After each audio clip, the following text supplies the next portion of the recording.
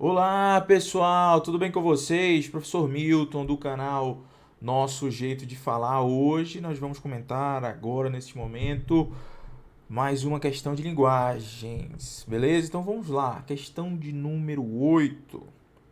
Nós temos aquele padrão, né, pessoal, que nós já estamos acostumados a perceber do enseja, que é um texto. Olha só, é um texto. Professor, é um texto? É um texto. E a pergunta. A pergunta tá bem aqui, ó, né? Você tá vendo aí. Beleza, então vamos ao texto, né? Tem que ler o texto, meu filho. Ah, professor, tem que ler. É claro, para você marcar entre a letra A, a letra B, a letra C ou a letra D. Então já se inscreve aí no canal, dá essa força pro professor. Estamos comentando tudo que é questão aqui do Enseja, tá? Então vamos lá, meu filho. Clica no botão vermelho que a gente tá junto para a sua aprovação. Então, vamos lá, professor. Alguns escravos, questão 8. Alguns escravos tocavam profissionalmente instrumentos europeus. Opa, sabemos aqui a questão dos escravos, que eles tocavam profissionalmente instrumentos europeus. O maior empregador de músicos escravos, opa, os escravos são músicos. Era a família real. E em 1816, quer dizer, a família real contratava os músicos escravos. Tá bom, professor. E em 1816, uma orquestra de pelo menos 57 escravos tocava em ocasiões especiais. Quer dizer, os escravos músicos faziam parte de uma orquestra. Opa, professor, que bacana. Como em Nova Orleans, havia bandas musicais ambulantes, em que escravos tocavam cornetas, flautas, clarinetas, violões e tambores. Então, o que acontecia lá em Nova Orleans? Havia bandas musicais de escravos, que eles tocavam diversos instrumentos, cornetas, flautas, clarinetas, violões e tambores. Nas ruas, na ópera, nos salões e nos enterros, proliferavam os grupos musicais negros, né? Então nós lembramos aí que nessa época aí de 1816, havia a escravidão dos negros, né? E com base nesse texto aqui do Enseja, nós percebemos que alguns desses escravos negros tocavam instrumentos musicais, faziam inclusive parte o quê? De orquestra, tá vendo aí, meu filho? Olha só, opa, tocavam diversos instrumentos nas ruas, na ópera, nos salões, e eles ainda eram contratados pela família real. Beleza, professor, consegui entender. Então vamos lá. O que o examinador do Enseja quer? O texto trata de práticas musicais que ocorriam no Brasil no início do século XIX. Beleza. A citação à cidade de Nova Orleans, que fica no sul dos Estados Unidos, evidencia a letra A, centralidade dos negros no cotidiano musical do continente americano. Opa! Essa parece estar boa, né, professor? Vamos lá. Novamente, a citação à cidade de Nova Orleans, que fica no sul dos Estados Unidos, evidencia o quê?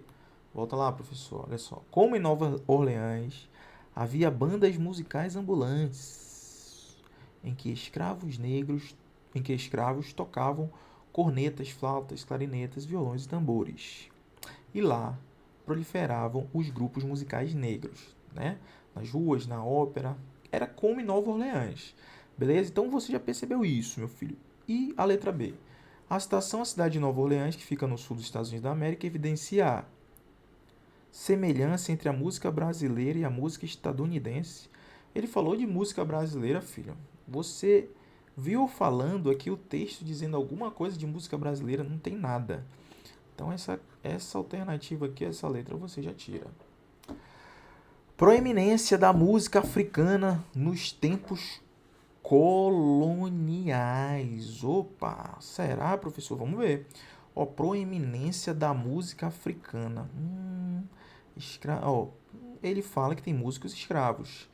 Orquestra. Ele falou alguma coisa da África aqui? Não, né, pessoal? Ele não falou. Ele falou que havia bandas musicais em que escravos tocavam diversos instrumentos, nas ruas, na ópera, mas não falou nada de África. Então ele está tentando confundir você aqui. Letra D, falta de músicos profissionais qualificados. Opa! Também não, meu filho, não falou nada disso. Você observa aqui no texto que não tem nada disso. Vamos à letra A. A citação à cidade de Nova Orleans, que fica no sul dos Estados Unidos da América, evidencia a centralidade dos negros no cotidiano musical do continente americano. Verdade, meu filho, olha aí, ó. Verdade verdadeira, letra A. Por quê? Olha, a gente observa, ó, a centralidade dos negros. Ele fala aqui, ó, questão dos negros, né, que tocavam os instrumentos, né? E ele fala de Nova Orleans, como em Nova Orleans havia bandas de musicais ambulantes. Então ele fala que o foco do texto é exatamente o, essa parte da música relacionada aos negros dentro lá do continente americano. Olha como ele fala aqui, ó, como em Nova Orleans, percebeu? Essa é uma questão típica de interpretação de texto, onde o gabarito é a letra A. Percebeu a facilidade? É bem tranquilo, né, meu filho? Então você já ficou aí ciente que o gabarito é a letra A. Então, já se inscreve no canal, aguardo você na nossa próxima questão e valeu! Fala pessoal, professor Milton aqui para mais uma questão de linguagens do Enseja. Já peço aí para você se inscrever no canal, caso você ainda não seja inscrito, dê essa força para o professor. E aqui na descrição, a nossa apostila de interpretação de texto já está totalmente atualizada para o próximo Enseja. Você pode dar uma olhadinha nela clicando no link que também está aqui na descrição. Beleza, filho? Então vamos lá, professor. Vamos falar da questão de interpretação de texto, né? Nesse caso, temos uma imagem junto com o texto. Falando aí, você já percebeu sobre o tráfico de pessoas, a escravidão moderna. Você pode não ouvir falar, mas o tráfico de pessoas é uma das atividades criminosas mais lucrativas. A atividade chega a movimentar 32 bilhões de dólares por ano. Caramba, olha essa informação que ele está dando para a gente a respeito do tráfico de pessoas. Movimenta, além de ser uma atividade criminosa, dá muito lucro, porque movimenta mais de 32 bilhões de dólares por ano. Então vamos ver o que o examinador do Enseja quer. Em 2012, ocorreu o segundo simpósio internacional para o enfrentamento ao tráfico de pessoas, cujo cartaz tem um propósito. Então, qual é o propósito do cartaz? Qual é o cartaz, professor? Esse aqui que nós acabamos de ler a respeito do tráfico de pessoas. Letra A, denunciar o turismo sexual mundial. Pessoal, você percebeu alguma denúncia aqui nesse cartaz do segundo simpósio? Não. Nós não percebemos nenhuma denúncia, não. Na verdade, nós vemos aqui que ele está informando, né, sobre a nova escravidão moderna, falando sobre o tráfico de pessoas, beleza? Então, de cara não é a letra A, porque não tem nenhuma denúncia aqui. Ah, professor, beleza. Letra B, exigir a prisão de criminosos envolvidos. Pessoal, além de não ter denúncia, nesse cartaz aqui, ele não exige nada. Você consegue ver ou visualizar alguma exigência nesse cartaz? Não tem exigência de nada em relação a criminosos, a prisão de criminosos, não tem. Então, não existe essa daqui. Essa daqui também está errada. Beleza? Tá errado. Divulgar, letra C. Divulgar propostas para ajudar as vítimas. Você viu alguma coisa que alguma proposta para ajudar alguém? Não, filho. Ele só fala que o tráfico de pessoas é uma atividade criminosa, lucrativa, chega a movimentar 32 bilhões de dólares por ano, mas ele não divulga proposta nenhuma. Então, também não é essa. Opa, sobrou a letra D. Conscientizar as pessoas sobre um problema social. Exatamente, filho. Aqui, o examinador do Enseja quer mostrar para a sociedade a questão do tráfico de pessoas, que é uma atividade criminosa, que é uma atividade lucrativa, que movimenta bilhões de dólares por ano. Quer dizer, ele quer mostrar o segundo simpósio internacional, por meio deste cartaz que a gente acabou de visualizar, Ele quer conscientizar as pessoas sobre esse problema social. E qual é, professor, esse problema social? O tráfico de pessoas. Pegou aí? Então, você tem que ficar atento, filho, que interpretação de textos, nós estamos vendo aí nas questões de linguagens para o Enseja. Interpretação de texto, às vezes, não é só texto, não é só composto de palavras, ele também tem imagens, tem uma charge, tem uma foto de alguma coisa. Então não ache que interpretação de texto é só leitura, beleza? Isso nós estamos treinando aqui para a prova do Enseja, isso você já sabe. Beleza, pessoal? Então, aguardo você na nossa próxima questão e valeu! Fala pessoal, tudo bem com vocês? Professor Milton do canal Nosso Jeito de Falar, aqui onde você encontra tudo a respeito do Enseja. E hoje nós estamos comentando mais uma questão de linguagens do Enseja, uma questão que também, o assunto da questão está na nossa apostila atualizadíssima para o próximo Enseja. O link da nossa apostila está aqui na descrição. Muitos alunos acertaram essa questão no dia da prova porque estava na apostila. Essa é uma questão de funções de linguagem e você vai tirar de letra aí também. Vamos lá, né, pessoal? Vamos lá. Olha, dá um... O que é isso? É um texto de jornal, de uma revista? É uma música? O que é emergência? Olha, emergência você tem que observar os detalhes do texto. Ó, Mário Quintana, os 100 melhores poemas brasileiros. Opa, você já percebeu que é um poema, é uma poesia aqui, professor, isso. É um poema, não é um texto científico, por exemplo. Então, essa questão você não precisava nem entender o texto. Mas, vamos lá. Quem faz um poema abre uma janela. Respira, tu que estás numa cela abafada, esse ar que entra por ela. Por isso é que os poemas têm ritmo, para que possas profundamente respirar. Quem faz um poema salva um afogado. Olha aí o uso de metáforas, comparações no poema. Isso é coisa de poema, né? Usar essas metáforas e tudo mais. Mas, professor, direto e reto, o que o examinador do Enseja quer? O texto se articula a partir da expressão de sentimentos e sensações forjados pelo autor. Claro, né? Estamos diante de um poema.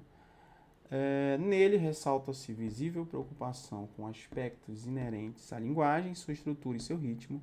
Esses elementos determinam no texto a predominância da função. Qual função de linguagem ele quer saber? Metalinguística, emotiva, referencial e poética. Bem, pessoal, se você tem a apostila, se você tivesse a apostila, você já teria matado essa questão aí fácil, porque não é a função metalinguística, justamente porque não está falando dele mesmo, né? É como se fosse um dicionário, assim, grosso modo. O dicionário ele tem a metalinguagem em si mesmo, porque ele é um livro que fala dele mesmo, explica as palavras, né? A emotiva também não é, porque não está... o enfoque não é o locutor da mensagem, beleza? Então, isso também tem na apostila explicado com detalhes. Aqui é um vídeo rápido de questão. Referencial também não é aquele texto objetivo e tudo mais. É um poema, né, pessoal? E a letra D? Ai, meu Deus, professor, é muito fácil. A letra D, a resposta é o gabarito. Então, o gabarito é a letra D de dado, meu filho. Observe aí como é simples, né? Então, é isso, pessoal. Dúvidas, coloquem nos comentários. Até a próxima questão e valeu! Fala, pessoal. Professor Milton do canal Nosso Jeito de Falar. Hoje aqui para comentar mais uma questão de linguagens. Pessoal, já quero dizer aqui de antemão que a nossa apostila de interpretação de texto já está totalmente atualizada para o próximo Enseja. O link está aqui na descrição, beleza? Dê uma olhadinha aí. Vamos agora para essa questão que deu um texto, certo? O examinador do Enseja já deu um texto, você consegue perceber aí. E também ele faz aqui uma pergunta, olha só. Então vamos ver, né? O que será que ele quer? Ó? Esse texto apresenta algumas gírias. Opa, já sei que no texto vai aparecer gíria, usadas por certos grupos de carioca, o que distingue sua fala da fala de pessoas de outros lugares. Beleza. Você conhece as gírias, né, do Brasil. Em cada região, as pessoas usam determinadas gírias. Beleza? Tranquilo, professor? Só que ele pergunta, ó, além desse aspecto regional, no caso ali, ó, em relação aos cariocas, né, lá no Rio. Nesse texto, a gíria também distingue falares de diferentes. Opa, então, além de, no nosso texto que nós vamos ler nesse momento, além da gíria, né, simbolizar esse aspecto regional ali do Rio de Janeiro, o texto mostra outra coisa que faz essa distinção de falares, como está dizendo aí, né? Então vamos ver o que é. Vamos lá. Dicionário de carioquês. Cai na boca do povo. Apesar de a página Dicionário Carioca no Instagram já estar na boca do povo e reproduzida em toda parte nas redes sociais, sua autora, a estudante de 21 anos, Vitória Saavedra, ainda se surpreende com o sucesso de suas traduções de expressões e gírias cariocas. O vocábulo com maior repercussão é aulas. Opa, que virou adjetivo para caracterizar algo muito bom. Então, aulas, na gíria, de acordo com esse texto, significa algo muito bom. Não é aquela aula, não é essa aula aqui. Gírias é algo muito bom. Então, é uma gíria, tem um outro significado. Para alguns, a expressão ainda causa estranhamento. Para outros, já faz parte do dia a dia. Beleza. A página viralizou em 48 horas, passando de 20 mil seguidores para 180 mil. Mac é tranquilo. Olha só, Mac significa tranquilo. Aulas é maneiro, algo muito bom, que ela acabou de falar, que o texto acabou de falar. E morde as costas significa fica tranquilo. Quer dizer, olha só, essas gírias cariocas que o texto está mostrando significa, ó, no caso, morde as costas significa fica tranquilo. Maria de Fátima dos Santos, de 61 anos, olha só a diferença de idade de uma para outra, né? A Vitória lá que criou o perfil no Instagram tem 21 anos e a Maria de Fátima tem 61 anos. 61 anos. Mesmo admitindo estar um pouco desatualizada, entrou na brincadeira e tentou adivinhar qual era o significado de algumas delas. Aí olha o que a Maria falou. Eu já falei mais gíria antigamente, hoje em dia não falo tanta. Quer dizer, você percebe aí que isso é normal, né? As gerações, elas... Vou voltar para o texto aqui. Elas possuem as gírias daquela geração, né? Então, se você já tem uma certa idade, aquela gíria que você usava quando era criança não é a mesma, ou já mudou, ou ninguém usa mais hoje em dia. Então, cada geração tem a sua gíria, né? E, beleza, então você percebeu que o texto trouxe algumas gírias para a gente aprender aí, para ficar mais familiarizado, mas vamos ver o que o examinador do Enseja quer, né? Que é o que importa. Vamos ler novamente. Esse texto apresenta algumas gírias usadas por certos grupos de cariocas, o que distingue sua fala da fala de pessoas de outros lugares. Além desse aspecto regional, nesse texto a gíria também distingue falares de diferentes gêneros. Falou em masculino e feminino aqui, pessoal? Não, né? Não tem nada a ver. Profissão, falou de profissão? Piorou, pessoal, piorou. Faixa etária? Opa, aí sim. Nós vimos a diferença de idade entre a Vitória e a Maria de Fátima, né? E também pelo texto, né? Pela fala da Maria, a gente percebe que ela falava muita gíria antigamente, mas as gerações vão mudando, né? Novas gírias vão surgindo, né? E as pessoas deixam de falar determinada gíria. Então, além dessa questão do aspecto regional, nós percebemos a questão da faixa etária, que diz muito sobre as gírias. Classe social, pessoal, falou de gente rica, de gente pobre, de gente de classe média. Não, de jeito nenhum. O texto não falou nada disso. Então, o gabarito é a letra C. Mais uma questãozinha aí do Enseja. Essa foi moleza, hein, pessoal?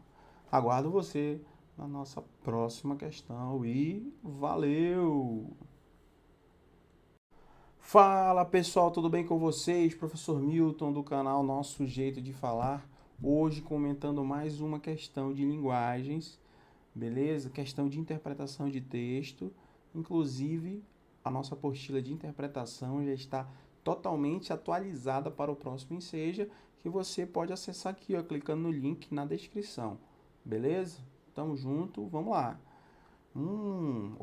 O examinador do Enseja deu um texto aqui, ó. Você percebe? Esse texto é pequeno e fez uma pergunta aqui, ó. Vamos ver o que ele quer dizer aqui, ó. O uso de determinadas formas linguísticas tem sido rejeitado por algumas pessoas, sem que apresentem motivos reais para essa discriminação. No texto, o autor assume essa postura quer dizer, ele já está dizendo que algumas formas linguísticas, a linguagem em si, né, algumas maneiras de se falar, tem sido rejeitado por algumas pessoas, sem que apresentem motivos, beleza? Para essa discriminação. Ele já está dizendo para a gente, né? Então, vamos ver no texto onde que isso está. Onde que está essa postura do autor em rejeitar algumas formas de linguagem, beleza? Então, vamos lá. Palavras que ferem, palavras que salvam. Posso ajudar? Eu posso ajudar, olha uma expressão aqui. Eis duas palavrinhas que nos soam mais que familiares. Entra-se numa loja e lá vem. Posso ajudar? Ainda se fossem outras as palavrinhas, posso servi-lo? Precisa de alguma informação? Não. O escolhido é posso ajudar.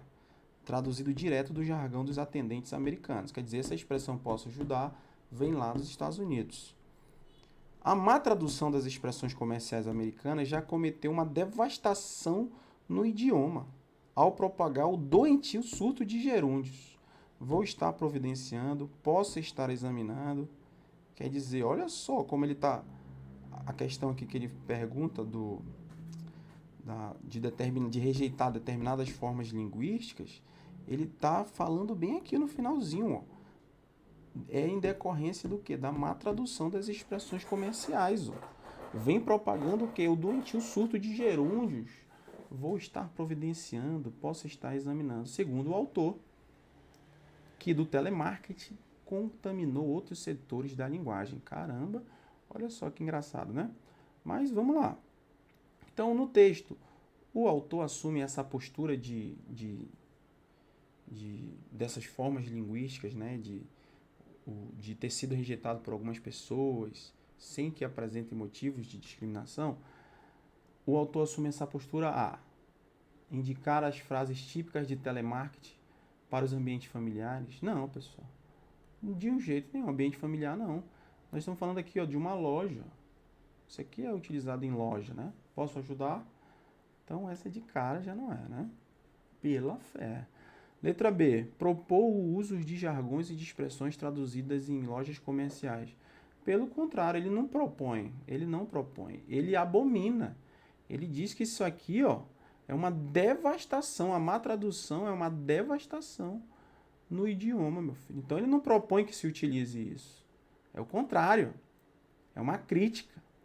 Então, não é letra B.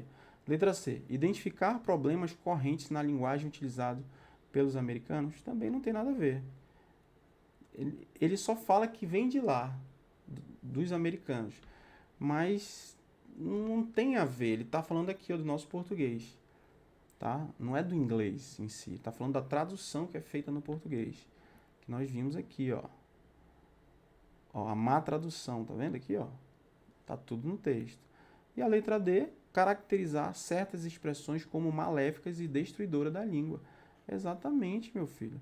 Ele está dizendo que esse tipo de tradução essas expressões acabam por ser maléficas e destruidoras da língua. Olha só. Porque a má tradução das expressões americanas comete uma devastação no idioma, ao propagar o doentio surto de gerúndios. Vou estar providenciando, posso estar examinando. Então, o gabarito é a letra D. Letra D de dado. Beleza, pessoal? Então, observe que essa questão exigiu um pouco mais de atenção de você, mas você é inscrito aqui no canal, você vai tirar de letra, beleza? Aguardo você no próximo vídeo e valeu!